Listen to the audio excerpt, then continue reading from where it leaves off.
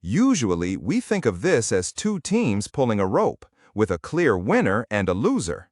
But what if the rope was made of something elastic, and instead of moving the entire rope, the teams just managed to stretch the center point slightly toward one side?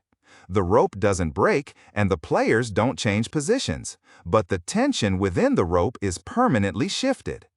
In the world of organic chemistry, atoms are constantly playing this game of tug-of-war with electrons.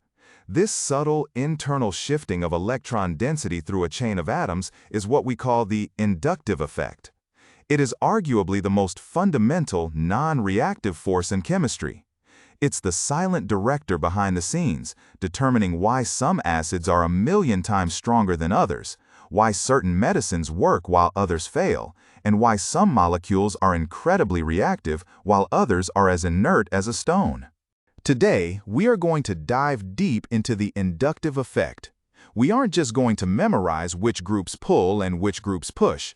We are going to build a physical intuition for how charge crawls through a molecular skeleton, explore the formal mathematics of electronegativity, and see how this one concept acts as the master key to unlocking the behavior of the organic world. To understand the inductive effect, we first have to look at the covalent bond. We're often taught that a covalent bond is the sharing of electrons. But sharing is a polite word that suggests equality. In reality, it's rarely equal. Let's look at a simple carbon-carbon bond in ethane. Because both atoms are identical, they have the same appetite for electrons. The electron cloud, that region of probability where the electrons live, is perfectly symmetrical. It's a balanced tug-of-war. But now, let's replace one hydrogen on that carbon chain with a chlorine atom. Chlorine is much more electronegative than carbon. Think of electronegativity not just as a number on a chart, but as electron greed. Chlorine wants those shared electrons more than carbon does. As a result, the electron cloud in that CCl bond is distorted. It shifts toward the chlorine. Notice what happens to the charges. Because the electrons, which are negatively charged, spend more time near the chlorine develops a partial negative charge, which we denote with the Greek letter delta, delta minus. Conversely, the carbon, having lost some of its electron blanket, becomes slightly positive, delta plus. This is a polar covalent bond. But here is where the inductive effect truly begins. That first carbon atom is now feeling a bit electron poor because the chlorine is hogging the stash. What does it do? It does exactly what any person short on cash would do. It tries to borrow some from its neighbor. This carbon reaches back to the next carbon in the chain and pulls on its electrons to compensate for its own loss. That second carbon then becomes slightly positive too, though not as much as the first. It, in turn, pulls from the third carbon. This is the inductive effect, the permanent displacement of sigma electrons along a chain of atoms due to the presence of a polar bond or an electronegative atom. It's an electronic domino effect. But importantly, as you can see in our diagram, the effect fades. By the time you get 3 or 4 carbons away, the pull is almost negligible. It's like a whisper traveling down a line of people. The person at the end barely hears a thing. Before we go further, let's establish our two main categories. In chemistry, we measure everything against hydrogen. We treat the CH bond as our zero or our baseline. Groups that pull electrons away from the carbon chain more strongly than hydrogen are said to have a negative I effect or a negative inductive effect. Think of these as electron withdrawing groups. These are the greedy atoms like oxygen, nitrogen, and the halogens, fluorine, chlorine, bromine, and iodine. Even more powerful are groups with formal positive charges, like the nitro group, NO2, or ammonium ions, NH3+. They are so desperate for electrons that they pull with immense force. On the other hand, we have groups that actually push electron density toward the carbon chain. These have a plus I effect, or a positive inductive effect. These are electron-releasing groups. The most common examples are alkyl groups like methyl, CH3, or ethyl, C2H5. You might wonder, why would a bunch of carbons and hydrogens push electrons? This is a beautiful example of how molecular geometry matters. In an alkyl group, the carbon is bonded to 3 hydrogens. Since carbon is slightly more electronegative than hydrogen, it pulls electron density from those 3 hydrogens toward itself. This makes the carbon electron-rich. When this rich carbon is attached to another system, it naturally lets some of that density spill over. It's like a saturated sponge. When you touch it against a dry surface, water naturally migrates out. Now, let's get into the rigor. Why does this actually matter for the properties of a molecule?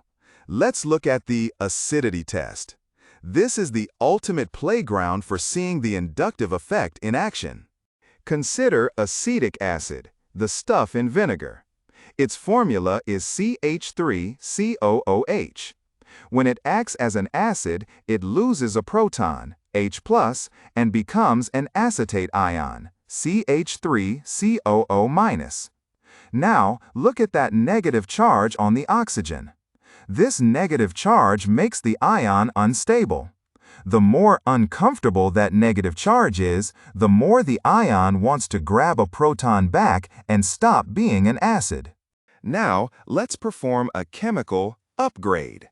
Let's replace one of the hydrogens on the methyl group with a chlorine atom, making chloroacetic acid. Remember, chlorine has a -I effect. It pulls electrons toward itself.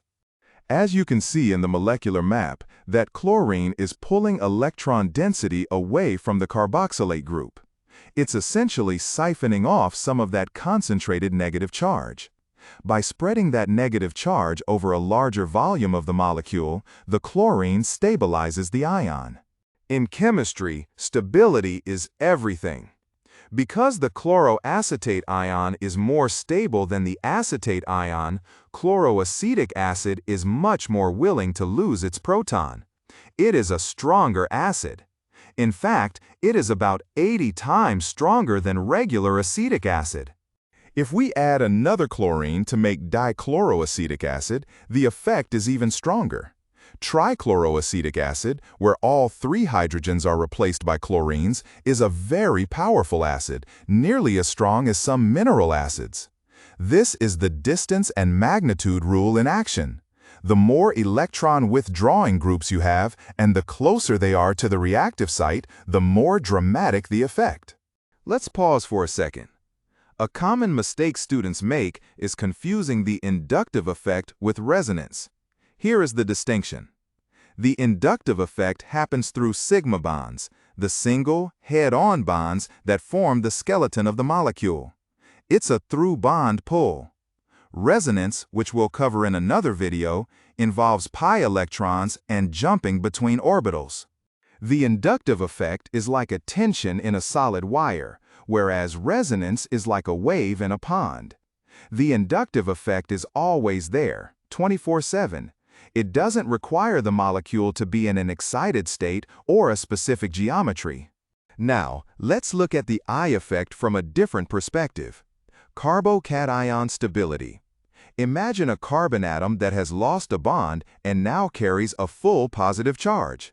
This is a carbocation. Carbon hates being positive. It's an octet rule nightmare. It is incredibly unstable and reactive. If that positive carbon is attached only to hydrogens, a methyl cation, it has no support. But if we replace those hydrogens with methyl groups, something changes. Each methyl group has a +I effect. They push electron density toward that poor positive carbon. Think of it like a friend in financial trouble. If you have 3 friends, I groups, all chipping in a little bit of money, electron density, you aren't as destitute or unstable as you were when you were alone. This is why a tertiary carbocation, bonded to 3 carbons, is significantly more stable than a primary one. This single fact dictates almost every substitution or elimination reaction you will ever study in organic chemistry. It's why certain reactions happen in a split second while others take hours. But let's go deeper. Is the inductive effect just about electronegativity? Not entirely. It's also about hybridization. Consider a triple bond, sp hybridization, versus a single bond, sp3 hybridization. An sp hybridized carbon has more s character. Because s orbitals are closer to the nucleus than p orbitals, an sp carbon holds its electrons much more tightly. It is effectively more electronegative. The I effect of fluorine creates pockets of negative density on the drug surface without drastically changing the size of the molecule, since fluorine is small. This allows the drug to stick to its target via electrostatic attraction. In fact, about 20% of all modern pharmaceuticals contain at least one fluorine atom specifically to tune these electronic properties. This is the inductive effect helping to cure diseases.